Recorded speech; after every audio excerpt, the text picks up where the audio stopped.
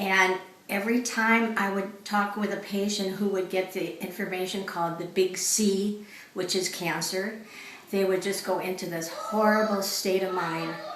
Well, to tell you the truth, that happened to me.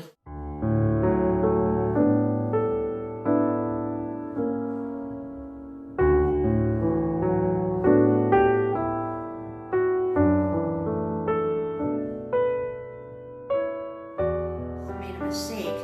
Well, she came out and she said, Dr. Fisk wants to see you. You have a small area in your right breast that's cancerous. And I said, what? And she said, you have cancer. With the big C, everything goes out of your mind. You don't know what to do. So I went into the hospital.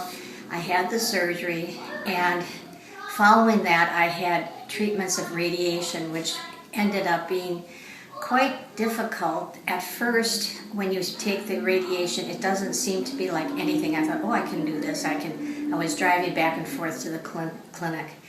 But the Cancer Society in Concord was absolutely wonderful. The people were very nice, and I got to meet a lot of people waiting, that were by far worse off than I was.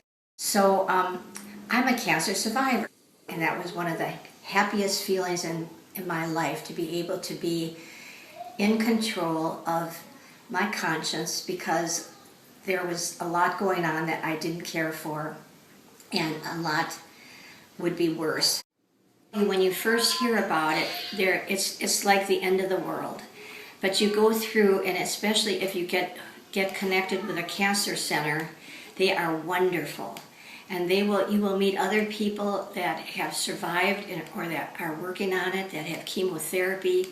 And it gets to be like a support group amongst the patients. And if I can do it, you can do it. You just have to be positive.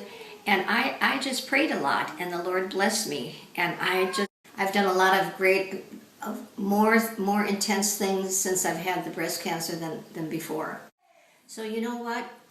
The whole world opens if you're open to the world, and if you're open to knowing that life doesn't end. If you sit in a corner and say, oh, I can't believe it, I don't like this, then you won't like it.